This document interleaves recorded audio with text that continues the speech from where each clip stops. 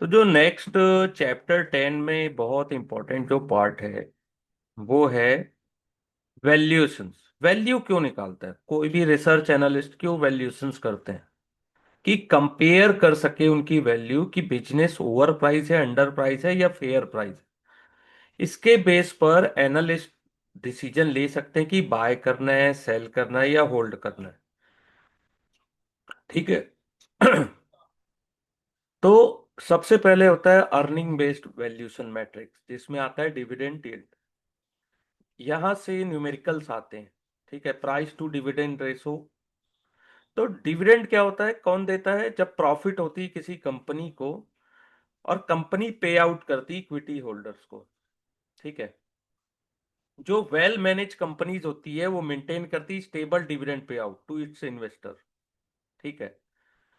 लेकिन while ensuring that growth prospect of company are adequate funded. ठीक है, यानी कि ग्रोथ भी अपने पास, उसके लिए भी फंड है। ठीक है। कुछ प्रॉफिट को वो रखते भी हैं। ठीक है। पोर्शन ऑफ प्रॉफिट को वो रखते, रिटेन भी करते हैं। ठीक है। Dividend can be compare with share price for sense of cheapness and expensiveness of equity. ठीक है। जैसे बहुत सी कंपनीज का आपने देखा होगा, लेकिन डिविडेंड को उस तरीके से ना देख के एक और तरीका है कि डिविडेंड यील्ड से क्या देखा जाता है। ठीक है। वैसे जो ज्यादा डिविडेंड कंपनीज देती है उनमें ज्यादा ग्रोथ नहीं बचा होता, वो मैच्योर कंपनीज होती है। ठीक है। तो डिविडेंड यील्ड क्या होता है? Dividend per share divided by current price of the stock. ठीक है, बहुत इजी है। Dividend per share DPS divided by current price of stock. ठीक है। एक कंपनी है जिसका हिस्ट्री है पेइंग डिविडेंड ₹5 और मोर ओवर लास्ट 5 ईयर। ठीक है। तो देखिए, इसको किस तरीके से देखा जा रहा है। 4 साल पहले कंपनी ने ₹50 दिया, डिविडेंड था ₹5। ठीक है। डिविडेंड यील्ड कितना हुआ? 10%। शेयर का प्राइस 100 हो गया, फिर भी डिविडेंड ₹5 मिला, तो डिविडेंड यील्ड 5%। 150 हुआ तो 3.3। ठीक है। प्राइस इसका बढ़ता गया, कैपिटल एप्रिसिएशन इसमें मिलता गया, लेकिन डिविडेंड अपना फिक्स था। ठीक है। तो आपने देखा कि इस चार्ट में कि ₹50 मिल रहा है, तो डिविडेंड अवेलेबल एट 10%। ठीक है। जो कि 10 टाइम्स है, यानी कि प्राइस टू देखा जाए तो ₹5 डिविडेंड है और शेयर का प्राइस है 50। यहां पे कितना है? 20 टाइम्स। ठीक है। तो dividend yield is compare with corresponding bond yield. ठीक है। बॉन्ड यील्ड से कई बार अपन कंपेयर करते हैं इसका। ठीक है। और pretty interesting on post tax return. जैसे बॉन्ड ऑफर करता है 10% coupon on post tax basis with 30% tax return. Post tax return कितना हो गया? 7%। डिविडेंड भी ऑफर कर रहा है 10% पोस्ट टैक्स रिटर्न। ठीक है। तो there is potential for upside, यानी कि आपको डिविडेंड वाली कंपनीज में क्या है कि एक आपको पोटेंशियल अपसाइड भी दिख रहा है। ठीक है।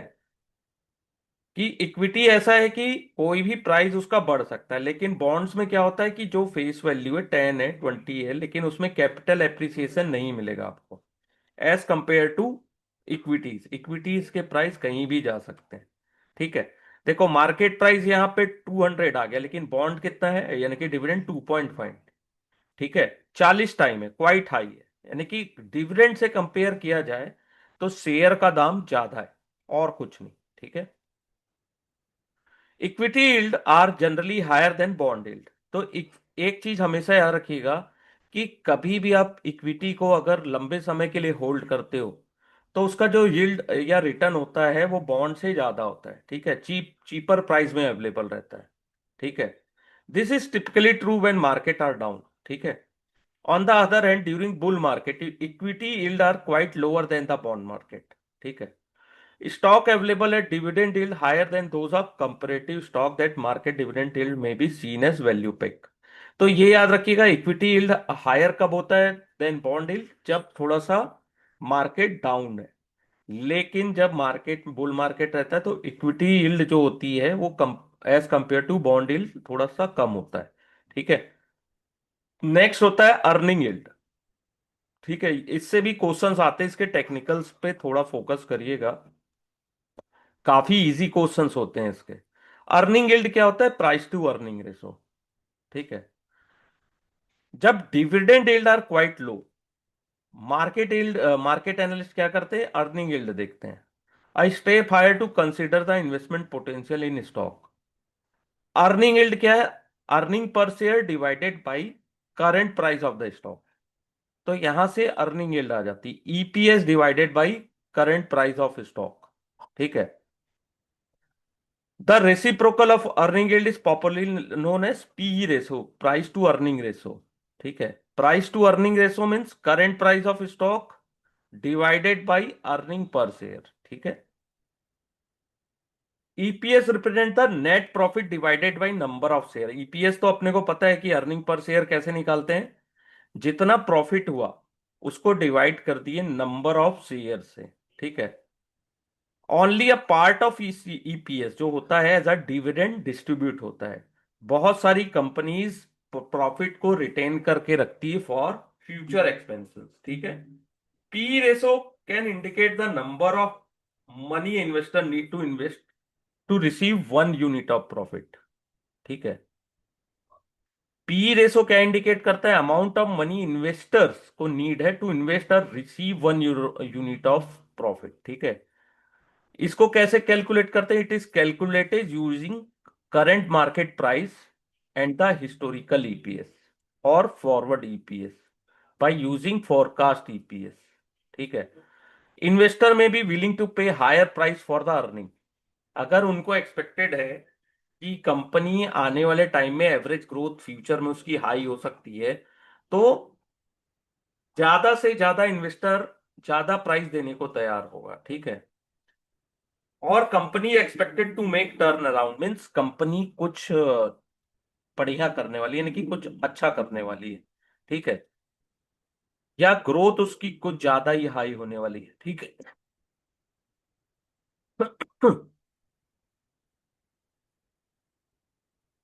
स्टॉक जो हायर पीई रेशो होता है compare to peer group number. ठीक है।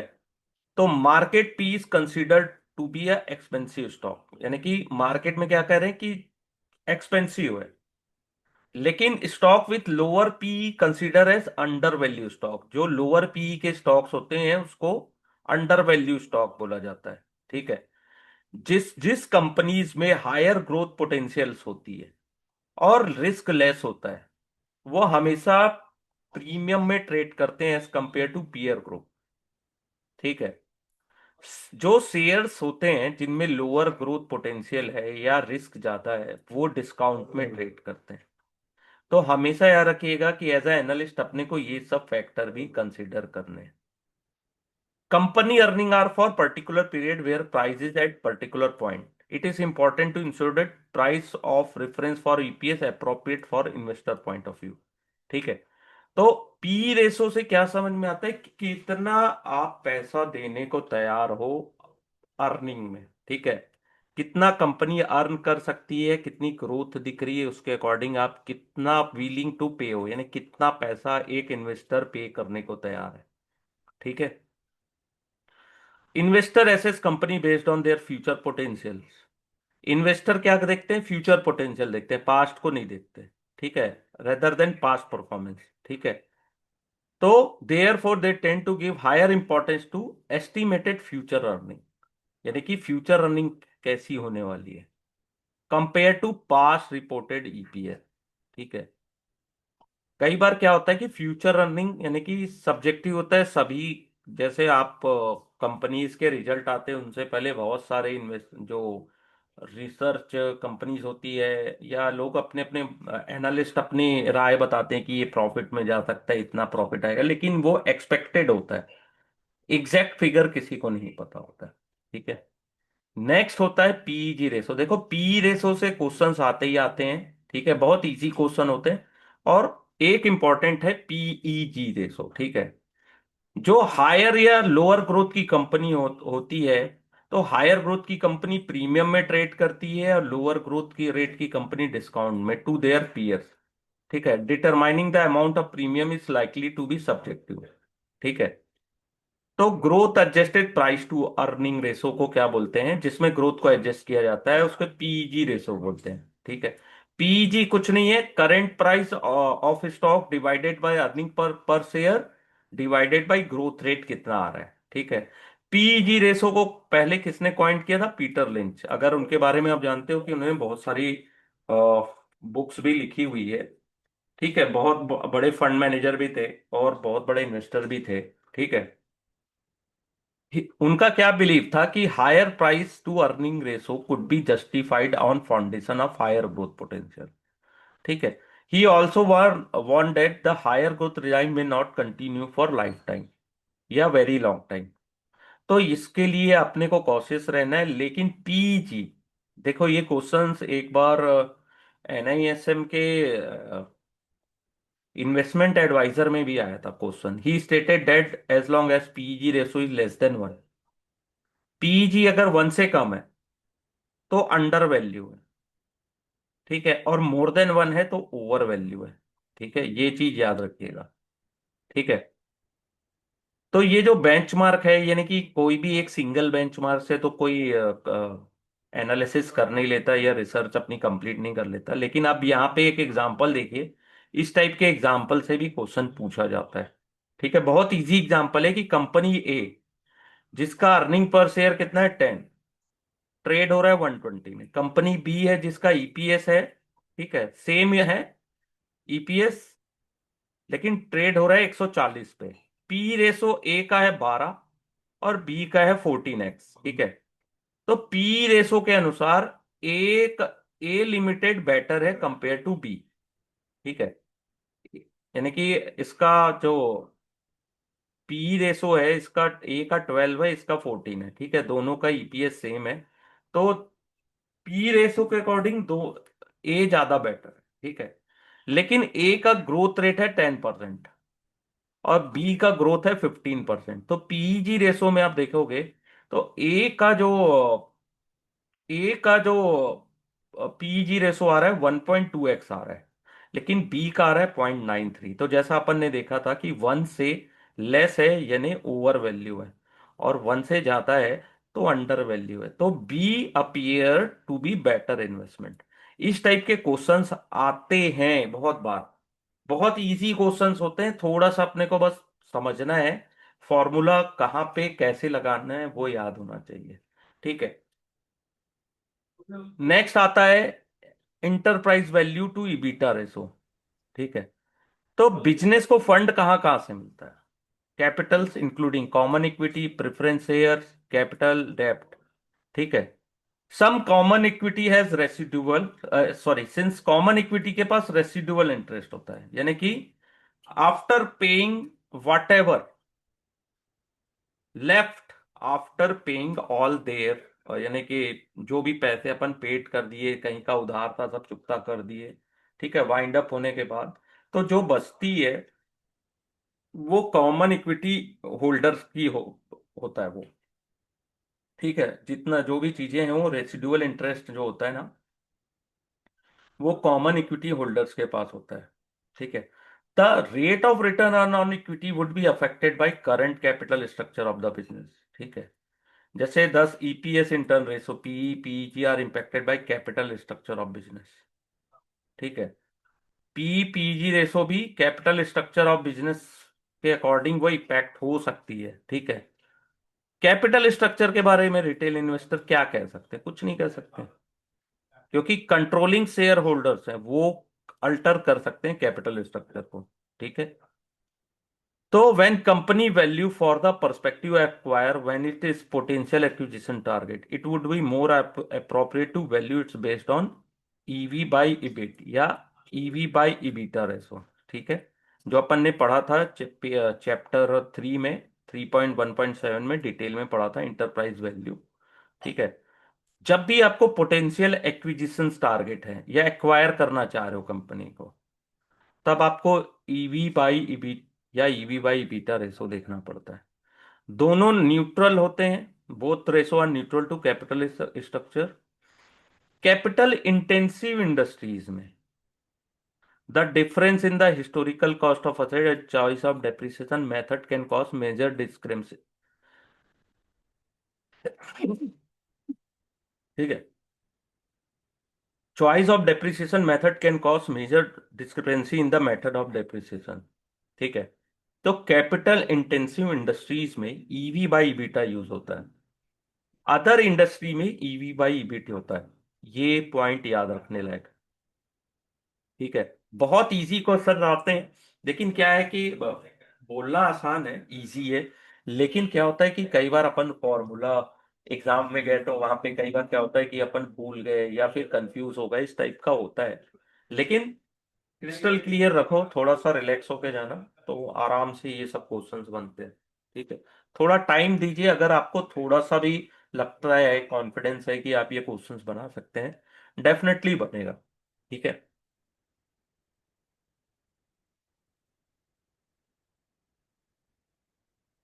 तो पी रेशो की तरह company with lower ratio would be consider attractive.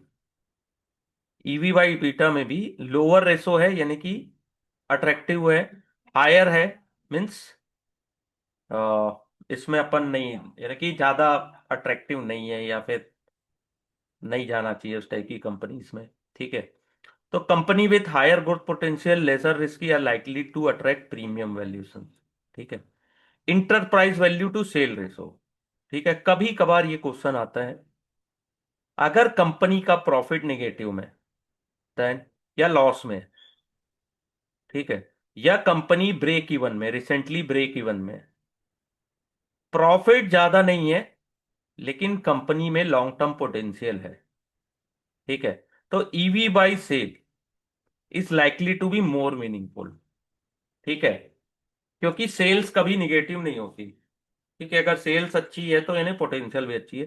तो EV sale is suitable for company जो कि लाइकली टू टर्न प्रॉफिटेबल या sustain such profitability in future.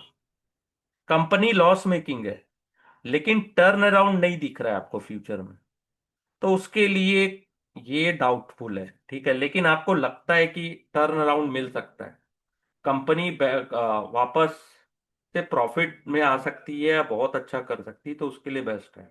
ठीक है। नेक्स्ट होता है असेट बेस्ड वैल्यूएशन मैट्रिक्स। तो आरओई और आरओसीई हमेशा क्वेश्चंस आते हैं यहाँ से, बहुत इजी है। ठीक है। Two important investment ratio ratio है इन्वेस्टमेंट के लिए। तो आरओई होता है net profit divided by equity capital और नेटवर्थ। आरओसी होता है EBIT by total capital employed.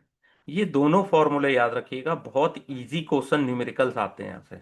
ठीक है। नेट प्रॉफिट दिया होगा, इक्विटी कैपिटल दिया होगा, नेटवर्थ दिया होगा, या नेटवर्थ पहले निकालना पड़ेगा। ठीक है। तो R O E return on equity होता है, आर ओ सी होता है रिटर्न ऑन कैपिटल एम्प्लॉयड। ठीक है। आरओई और आरओसी इंडिकेट क्या करता है कि बिजनेस में आप कितने अच्छे से पैसे कैपिटल को लगाए हो और कैपिटल से कितना रिटर्न आप जनरेट कर पा रहे हो। ठीक है। along of equity and with equity along with that। ठीक है। you and me as an investor looking as a return on our invested capital today। ठीक है, not essential return on book value. ठीक है। तो our concern is return on invested capital. तो return on investment capital का क्या होता है, earning divided by invested capital. ये फॉर्मूला ये छोटा सा दिया हुआ है यहाँ पे, return on invested capital, earning कितनी है और आपने इन्वेस्ट कितना किया है। ये भी बहुत बार पूछा जाता है, बहुत छोटी सी चीज है, यहाँ पे छोटा सा पॉइंट में लिखा हुआ है, इसको भी देख के जाइए। ठीक है। Next price price to book value बहुत इजी है। Profit based valuation ratio such as PE और EV by EBITDA focus on how much investor has to invest to earn a unit of profit. ठीक है, ये तो अपन देख चुके हैं। Price to book value ratio क्या है, how much investor need to invest to gain ownership interest. तो price to book value ratio क्या है, equal to market capitalisation divided by balance sheet value of equity. ठीक है। या फिर price per share divided by book value per share. ठीक है। ये दो फॉर्मूले हैं, इससे भी बहुत बार क्वेश्चंस आते हैं। ठीक है। इस रेशो का क्या मतलब है, how much investor need to invest to get ownership right per unit. कितना इन्वेस्टर को इन्वेस्ट करना होगा। ठीक है। और ये रेशो मोर प्रिफरेबल किस में होता है, फिनेंशियल सेक्टर में। ठीक है, फाइनेंशियल सेक्टर्स की कंपनीज जो हैं उनमें। ठीक है, क्योंकि उनकी जो बुक वैल्यू होती है वो रियल वैल्यू होती है, नहीं बुक वैल्यू ऐसा पुराना नहीं होता। और जो फाइनेंशियल कंपनीज की जो असेट्स होते हैं मॉनेटरी असेट्स होते हैं। ठीक है, बहुत क्लोज उनकी वैल्यू होती है, रिफ्लेक्ट देयर फेयर वैल्यू, यानी कि बुक वैल्यू बहुत क्लोजर होती है उनके फेयर वैल्यू। ठीक है, लेकिन कैपिटल इंटेंसिव यूनिट्स में क्या होता है, हिस्टोरिकल कॉस्ट अकाउंटिंग होती है। ठीक है, तो वहां पे क्या होता है कि वो रियल फेयर वैल्यू को रिफ्लेक्ट करे ऐसा जरूरी नहीं है। ठीक है, in case of service and technological their important asset including human और self generated property do not find any place in balance sheet. ठीक है। टेक्नोलॉजी और सर्विस सेक्टर में क्या होता है कि जो ह्यूमन कैपिटल या सेल्फ जनरेटेड इंटेलेक्चुअल प्रॉपर्टीज होती है वो बैलेंस शीट में उनकी कोई जगह नहीं होती। ठीक है, तो यहाँ पे like mole all ratio all health का company with lower price to book value consider attractive, जिसकी price to book value low होती है वो ज्यादा अट्रैक्टिव है as compare to higher ratio. ठीक है, यहाँ पे दो एग्जांपल दिए हैं, इसको देखिएगा। ये बहुत इंपॉर्टेंट है ये वाला चार्ट। ए एफ बी और L K H, share capital कितना है, शेयर प्रीमियम दिया गया है, रिजर्व एंड सरप्लस दिया हुआ है, टोटल इक्विटी दिया हुआ है, मार्केट प्राइस भी दिया हुआ है। तो पूछा क्या गया है, A F B finance is trading at 200 और एल के एस ट्रेडिंग एट 175, कौन सा अट्रैक्टिव बाइंग है। ठीक है, using price to book value ratio. ठीक है, ये फॉर्मूला यूज करके अपने को पता लगाना है कौन अट्रैक्टिव बाइंग है। तो आप अगर देखोगे तो price to book value per share, ठीक है, book value per share A F B finance का कितना हुआ, 9990 को डिवाइड किए 50 लाख शेयर से तो कितना आया 198। ठीक है, और एल के एच शेयर का कितना है, दोनों के सेम है तो 8000 डिवाइडेड बाई 50 लाख शेयर तो आ रहा है 160। ठीक है, अब price to book value ratio निकालेंगे तो फर्स्ट का आ रहा है कंपनी ए एफ बी का आ रहा है 1.10। ठीक है, एल के एच का आ रहा है 1.09। ठीक है, तो दोनों को अगर इग्नोर किया जाए comparing price book value, we arrive at conclusion A F B finance is less expensive. क्यों, क्योंकि इनका इसका जो रेशो आ रहा है 1.01 आ रहा है। ठीक है, और 1.09, तो A F B finance less expensive है as compare to L K H. ये क्वेश्चन आता है इसका एक बार, इसका जो सेम चीज जो चार्ट दिया है इसको एक बार रिवीजन करके जाइएगा। क्वेश्चन बहुत इजी आते हैं और ऐसे ही क्वेश्चन आएंगे, आपसे बन भी जाएगा ये क्वेश्चन। ठीक है, कोई इसमें डिफिकल्टी नहीं है। देखो यहाँ पे क्या है, टोटल इक्विटी दी है। ठीक है, और शेयर कितने हैं 50 लैक्स। ठीक है, तो टोटल इक्विटी को डिवाइड कर दिए शेयर से, तो अपना क्या आ गया, बुक वैल्यू पर शेयर 198 या 160। ठीक है, ऐसे देखने से लग रहा है कि 198 ज्यादा महंगा है, 160 थोड़ा सस्ता है, लेकिन जब प्राइस टू बुक वैल्यू में जाते हैं तब अपने को समझ में आता है कि 198 वाला शेयर ज्यादा सस्ता है एज कम्पेयर टू 160 रुपये वाला शेयर से। तो इसको अच्छे से देख लीजिएगा। Enterprise value to capital employed. ठीक है, इंटरप्राइज वैल्यू क्या होती है, वैल्यू ऑफ इक्विटी एंड डेब्ट of firm and is defined as EV equal to value of equity plus value of डेब्ट minus cash and cash equivalent. तो EV to capital employed ratio क्या हुआ, enterprise value divided by capital employed, total equity और total डेब्ट। ये भी important है। ठीक है, केस स्टडी में इस टाइप के क्वेश्चंस कई बार पूछता है, तो कैपिटल कितना एम्प्लॉयड हुआ उसको ऐड कर लीजिए। ठीक है,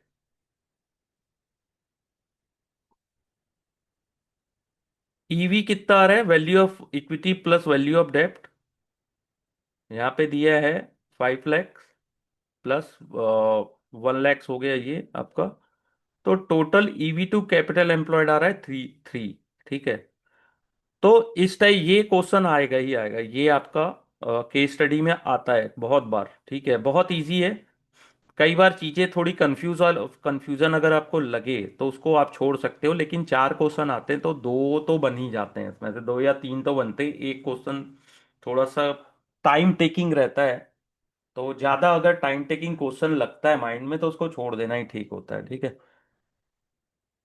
तो मेरा बस यही कहना है कि अगर केस स्टडी में इस टाइप के क्वेश्चंस आए तो देख के घबराना नहीं, पहले एक बार समझो केस स्टडीज में कहता क्या है, उसके बाद उसको सॉल्व करने की कोशिश करो, ठीक है। तो जैसा इसमें क्या लिखा है कि ROC 45% है, और investor is paying EV which is 3 time of capital employed, ठीक है। तो the money would generate only 1/3 of the ROC, यानी 15%, ठीक है।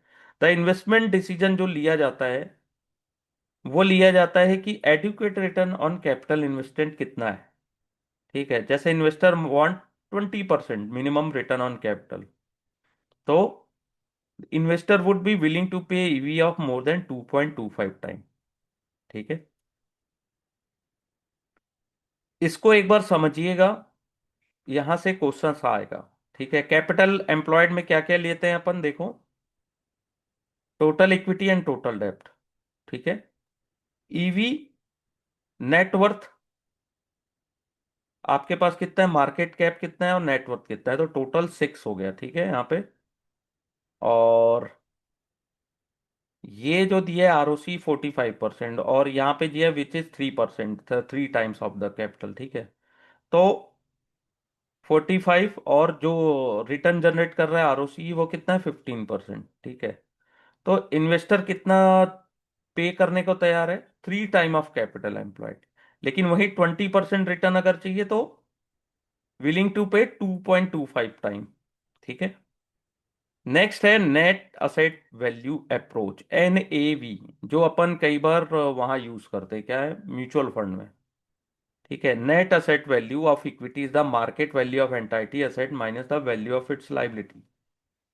असेट्स कितनी है और लाइबिलिटीज कितनी है, ठीक है। The difference from the book value और net worth of equity is one of using market value of assets to arrive at the NAV, ठीक है। NAV जो रिप्रेजेंट करता है वो current value of total equities को रिप्रेजेंट करता है। ये कैसे निकालते हैं, divided by number of outstanding shares compare to net asset value per share, ठीक है।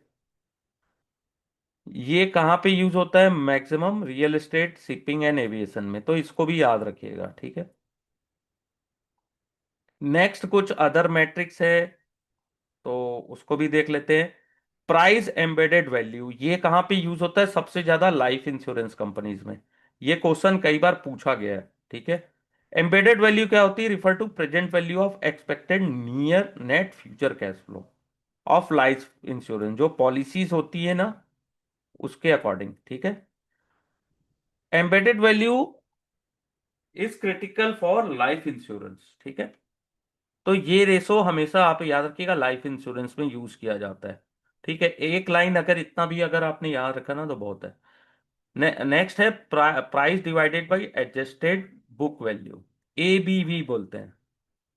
इसका मतलब है fair value of asset minus fair value of its liability, तो एडजस्टेड वैल्यू, ठीक है। और price divided by adjusted book value किस में यूज होता है, NBFC कंपनी, ठीक है। EV कैपेसिटी, ठीक है। Financial metrics of company may not reflect its potential like the case of a startup or company that are currently undergoing special situations, ठीक है। तो यहाँ पे क्या यूज होता है, it may be appropriate to use operating metric in place of financial metrics, ठीक है। फॉर एग्जाम्पल जैसे दिया एक लार्ज स्टील प्लांट है जो आउट ऑफ ऑपरेशन, ठीक है, can be value based on its production capacity. जैसे एक लार्ज, ये क्वेश्चन आता है, देखो ये जो अदर मैट्रिक्स है ना इसको अदर सोच के छोड़ना नहीं है, जो मैं थोड़ा डिटेल बता रहा हूँ इसका मतलब यहां से कुछ तो आएगा। जैसे स्टील प्लांट कंपनी है ना लेकिन वो ऑपरेशन में नहीं है, तो उसका क्या देख सकते हैं अपन, प्रोडक्शन कैपेसिटी कितना है। ई कॉमर्स है, ठीक है, स्टार्टअप है इन ई कॉमर्स, उसकी वैल्यू कहां से देख सकते हैं, based on number of user, number of transaction, और value of transaction in website and mobile, ये एक लाइन याद रखिएगा, ठीक है। यहां से भी क्वेश्चन आते हैं। ई कॉमर्स में क्या देखते हैं, कितने यूजर्स हैं आपके फ्लिपकार्ट या अमेजोन में, कितने यूजर्स हैं, कितने ट्रांजेक्शन हो रहे हैं, वैल्यू ऑफ ट्रांजेक्शन कितनी हो रही है। ठीक है।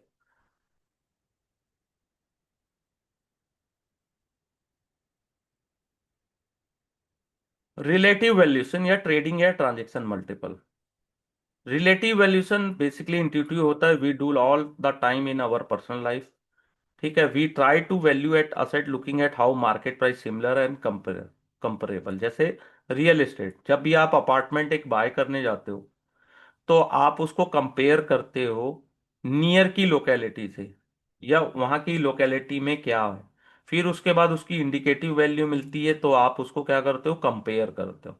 This is highly useful and quick estimate of value. क्या होता है, उससे अपने को समझ में आ जाता है कि भाई इसका प्राइस अप्रॉक्स कितना होना चाहिए, या रियल एस्टेट वाला अपने को बेवकूफ तो नहीं बना रहा है। ठीक है।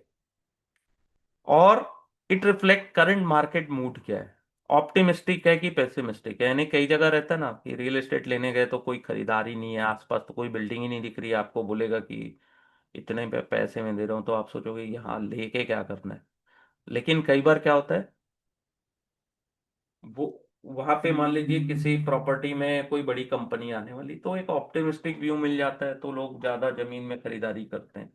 कोई रिलेटिव है, मैक्सिमम मिनिमम एवरेज निकालना। यहां से भी एक बार क्वेश्चन आया है। ठीक है, रिलेटिव वैल्यूएशन से। तो मैक्सिमम मिनिमम एवरेज पैरामीटर्स होते हैं। ठीक है। और practically all earning and asset based valuation parameter defined above can be look at the each business historical for several years। ठीक है। Across the peers industry ratio to build sense whether someone looks cheaper or expensive। यानी कि अपने peer से compare कर लिए, industry से compare कर लिए, बाकी कुछ नहीं है। ठीक है। द कंपेरेबल में be coming from stock market, from other similar transaction multiple. ठीक है। एसओटीपी का फुल फॉर्म आया था, sum of the part valuation, SOTP sum of the parts, इसका फुल फॉर्म आया था। ठीक है। जैसे यहाँ पे बात कर रहा है कि आईटीसी और एलएनटी की, एक अम्ब्रेले में बहुत सारी कंपनी है। ठीक है। डिफरेंट बिजनेस है लेकिन वन अम्ब्रेला में, अभी तो शायद सेपरेट भी हो गया है लेकिन यहाँ पे लिखा हुआ है। ठीक है। सेपरेटली उनके बिजनेस क्या करते हैं, ईच बिजनेस, और टोटल मिला के उनकी वैल्यूएशंस क्या हो रही है। तो इस मेथड को बोलते हैं सम ऑफ द पार्ट वैल्यूएशंस। ठीक है। आईटीसी और एलएनटी की बात है, तो कई बार एग्जांपल में भी पूछेगा कि कौन सी कंपनीज आती है एसओटीपी के अंदर। ठीक है। अब एक है pro, please note all all practical purpose. ठीक है, छोड़ो। Other valuation parameter in new age tech economy and business, यहां से भी क्वेश्चन आ सकता है। जैसे व्हाट्सअप है, जोमेटो है, लिंक्डइन है, फेसबुक, उसका कैसे करोगे आप, न्यू बिजनेस है तो उसका कैसे आप वैल्यूएशंस करोगे। तो विदाउट अटेम्प्टिंग टू डू, ये थोड़ा सा इम्पॉसिबल टास्क होता है, तो इसमें न्यू पैरामीटर्स या लैंग्वेज यूज किए जाते हैं। आई बॉल, कितने आई बॉल में कितने लोग देख रहे हैं, पेज को रिव्यू कितने हो रहे हैं, फुटफॉल कितने हैं, एआरपीयू कितने हैं, नंबर ऑफ यूजर कितने हैं। ठीक है। लेकिन कई बार क्या होता है कि ये सब चीजों से प्रॉफिट होगा कि नहीं होगा। ठीक है। तो if there is no visibility of that happening, most of valuation would be sustain till there is a story line. तो बहुत सारे बिजनेस क्या होते हैं, स्टोरी लाइन के ऊपर डिपेंड है कि बहुत सारी कहानियां बनती हैं। ठीक है। अभी आपने कुछ दिन पहले देखा होगा तो एक ऐप था जो बहुत पॉपुलर हो गया था, लोग बोल रहे थे जीमेल छोड़ देंगे और इधर उधर चले जाएंगे, उसकी वैल्यूएशंस और बहुत सारी कहानियां बनी, लेकिन आज शायद आप लोग नाम भी नहीं जान रहे होगे उसका। तो ऐसा होता है, कहानियों के से आप पैसे नहीं बना सकते। ठीक है। People believe in those story and next buyer is available for the same. यही सेम चीज हुई थी डॉट कॉम बबल्स में, डॉट कॉम बूम जो आया था। ठीक है, सन 2000 2001 में। बहुत।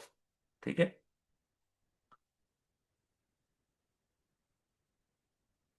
कहानियां ज्यादा थी उसमें, और रियल के प्लेयर्स कम थे, तो डॉट कॉम बबल बूम जो आया था। कैपिटल असेट, सीएपीएम की बात अपन ने कर लिया है, यहाँ से क्वेश्चन हमेशा पूछता है। ऑब्जेक्टिव क्या होता है वैल्यूएशंस का? ऑब्जेक्टिविटी क्या है? So many computation for valuation result in question is valuation objective. This may appear, but it very subjective exercise as input required at various method. ठीक है, quite subjective without any general accepted standard value is not timeless. It can be changed very dramatically. Circumstance of business change. Circumstance किसी भी business के change होते हैं तो valuation तो change होगी ही। ठीक है। नो, कोई प्रिसाइज एस्टीमेट वैल्यू नहीं होती, कॉम्प्लिकेटेड क्वांटिटेटिव मेथड यूज किए जाते हैं। ठीक है। कई बार फॉल्स इंप्रेशन भी होता है, कई बार आपको सही मिलेगा नहीं मिलेगा, बहुत सारे एजम्पशंस भी लगाने पड़ते हैं वैल्यूएशंस के लिए। तो क्या होता है, अगर आप इतना भी नहीं करोगे तो हो सकता है आपको और खराब, यानी कि आप वैल्यूएशन तो कर रहे हो ना, एटलीस्ट कुछ तो पता चलेगा। इट इज बेटर कि आपको कुछ नहीं पता है। ठीक है। तो some important consideration in business valuation, इसको देखना जरूरी है। अगर अर्निंग पावर बिजनेस की हाई है, ठीक है, अर्निंग पावर बिजनेस की हाई है, तो book value of share could be less important. तो अगर अर्निंग पावर बिजनेस की लो है तो book value very important. Equity share और share reflect part ownership of business. To value share we need to value entire business. आपको share की value करनी है तो आपको इंटायर बिजनेस की वैल्यू करनी पड़ेगी। EV and not the market capitalization is the true value of the firm for private owners. ठीक है। PE is a leverage firm may be deceptive. Look at debt level in the business. ठीक है। Look at the consolidated number, not just standalone number. Focus on ROE, not EPS. ठीक है। EPS does not account for return earning. Leverage ROE को improve करता है, लेकिन excessive leverage risky होता है। Difference between ROC and ROE। ROC reflect करता है true return of the capital. ROE को मैनिपुलेट कर सकते हैं by higher leverage. ROC and ROE should be close knit. ठीक है। तो दोनों का आपको ट्रिगर इन्वेस्टिगेशन करना चाहिए। ठीक है। ये पॉइंट हमेशा याद रख के जाना, 10.14 को। ठीक है। कुछ चीजें आपको बहुत अच्छे से क्लियर होगी यहाँ पे।